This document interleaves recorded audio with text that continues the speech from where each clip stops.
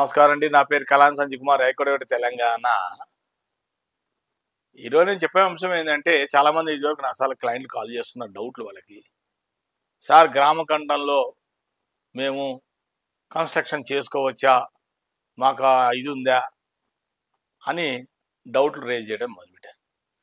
గ్రామ కంఠం అంటే ఏమిటి? సర్వే లేని భూముల్ని గ్రామ కంఠము అంటారు. గ్రామ కంఠం ఎవరి కంట్రోల్లో ఉంటే? పంచాయతీ విలేజ్ కంట్రోల్లో ఉంటుంది. ఏదైనా సరే ఒకప్పుడు పంచాయతీరాజ్ విలేజ్ అనుమతి ఆయన పవర్స్ ఆయనకి ఉండేది, ఇప్పుడు తీసేశారు ఆయనకి.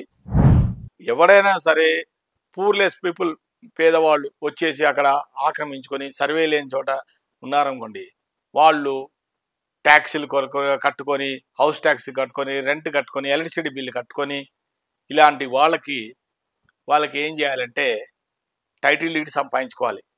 టైటిల్ డీడ్ సంపాదించుకోవాలంటే దానికి మెయిన్ పర్సన్ వచ్చి కలెక్టర్ గారికి మీరు ఒక లెటర్ పెట్టుకుంటే ఆయన ఏం చేస్తారంటే రిఫర్ టు ఎంఆర్ఓ, మండలంలోనూ ఆయన ఆఫీసర్ వస్తాడు. ఎంఆర్ఓ గారు ఏం చేస్తారంటే ఇమీడియట్లీ ఎక్కడైతే మీ ప్లేస్ ఉందో ఆ ప్లేస్కి సర్వేయర్ని పంపిస్తాడు. సర్వేయర్ని పంపించి ఆ ప్రాంతంలో, ఆ గ్రామ కంఠంలో, ఆ ప్లేస్లో మీకు ఆ భూమి ఉందా లేదా, మీకు కరెంటు బిల్లు, మీరు ఎలక్ట్రిసిటీ బిల్ కడుతున్నారా లేదా, మీరు ట్యాక్స్ కడుతున్నారా లేదా, కంపల్సరీ ట్యాక్స్ అయితే కట్టాలి. ట్యాక్స్ కట్టంగానే మీకు ఆటోమేటిక్గా డోర్ నెంబర్ అయితే అలాట్ చేస్తారు, హౌస్ నెంబర్ ఇస్తారు. ఇచ్చేస్తే సరిపోదు, మీకు టైటిల్ డీడ్ కూడా ఉండాలి మీ పేరు మీద. టైటిల్ డీడ్ ఉండాలంటే మీరు గవర్నమెంట్కి స్టాంప్ డ్యూటీ కట్టాలి. నేను ఇంతకుముందు కూడా చెప్పే వీడియోలో, stamp duty is mandatory. Stamp duty కట్టుకుంటేనే మీకే మేలు. రేపొద్దున అప్పుడు మీరు ఓనర్ అయిపోతారు.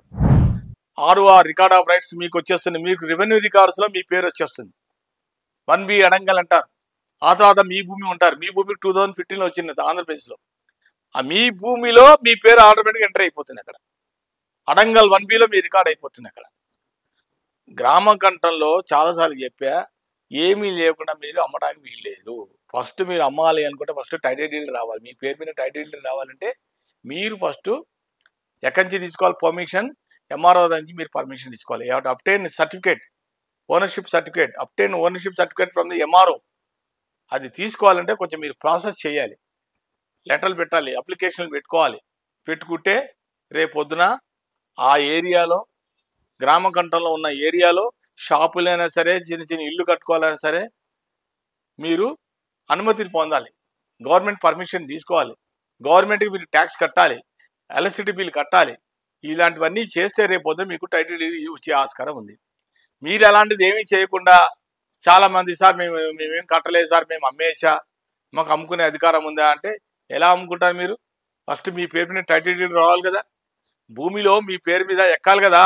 ఆ గ్రామంలో మేము ఎక్కడైతే మీ ప్రాంతంలో ఉన్న ఆ ప్రాంతం మీ ప్లేస్లో ఉన్నప్పుడు మీరు గవర్నమెంట్కి మీరు ఫస్ట్ ఒక లెటర్ లాగా రాసి అప్లికేషన్ పెట్టాలి, దరఖాస్తు పెట్టేసి ఆ దరఖాస్తు పెట్టిన తర్వాత వాళ్ళు పరిశీలించిన తర్వాత, అధికారులు పరిశీలించిన తర్వాత, వాళ్ళు ఆ ప్రాంతానికి వచ్చిన తర్వాత వాళ్ళు చూసి ఇతను నిజమే ఇక్కడ ఈ ప్రాంతంలో ఇతనే ఉంటున్నాడు, కొన్ని ఏళ్ల నుంచి ఇక్కడే ఉంటున్నాడు అని చెప్పి నిర్ధారించిన తర్వాత అప్పుడు వాళ్ళు మీకు టైటిల్ డీడ్ ఇవ్వడానికి ఆస్కారం ఉంది. మీకు ఇక అబ్టైన్ సర్టిఫికేట్, ఓనర్షిప్ సర్టిఫికేట్ మీకు ఈజీగా అక్కడి నుంచి వచ్చే ఆస్కారం అయితే ఉంది. దీనికి కొంచెం ఫీ ఉంటుంది, ఫీజు కట్టాలి గవర్నమెంట్కి. గవర్నమెంట్ ఫీజు కడితే ఆ ప్రకారంగా చెప్తారు వాళ్ళు. ఫీజు కట్టుకుంటే మీకు స్టాంప్ డ్యూటీ కట్టుకోవాలి. స్టాంప్ డ్యూటీ కట్టుకుంటే మీ పేరు మీద రికార్డ్ అవుతుంది. మీ పేరు మీద రికార్డ్ అయితే ఆటోమేటిక్ రెవెన్యూ రికార్డ్స్లో మీ పేరు వచ్చేస్తుంది. అప్పుడు మీరు ఎవరికి భయపడాల్సిన అవసరం. అప్పుడు ఆ తర్వాత మీరు అమ్ముకునే విసులుబాటు కూడా ఇచ్చింది ప్రభుత్వం. మీరు ఉంచుకోవాలంటే ప్రాపర్టీ ఉంచుకోండి, లేదంటారా అమ్మేస్తారంటే అమ్మేసుకోండి, ఇబ్బంది లేదు. కానీ ఫస్ట్ మీకు రావాల్సింది టైటిల్ డీడ్. టైటిల్ డీడ్ మీ పేరు మీద ఉండాలి. ఒకప్పుడు అధికారం అంతా గ్రామ పంచాయతీ విలేజర్కి ఇస్తే ఆయన మిస్యూజ్ చేసేవాడు.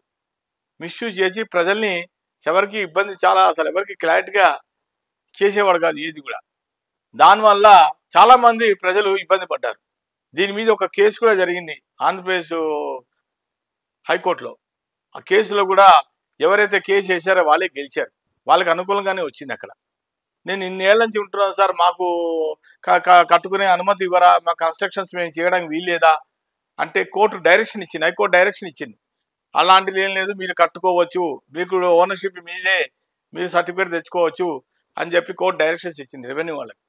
అందుకనే ఇప్పుడు రెవెన్యూ వాళ్ళు కూడా అక్కడ ఎవరైతే గ్రామ కంట్రోల్ ఉన్నారో వాళ్ళకి టైటిల్ డీడ్ ఇవ్వండి, వాళ్ళకి సర్టిఫికేట్ ఇవ్వని చెప్పి, ఓనర్షిప్ సర్టిఫికేట్ అని చెప్పి ప్రభుత్వం చెప్పడం వల్ల గ్రామ కంట్రోల్లో కూడా ఇప్పుడైతే ప్రస్తుతానికి అయితే అంతా బాగానే ఉంది, ఎక్కడ ఇబ్బంది లేదు.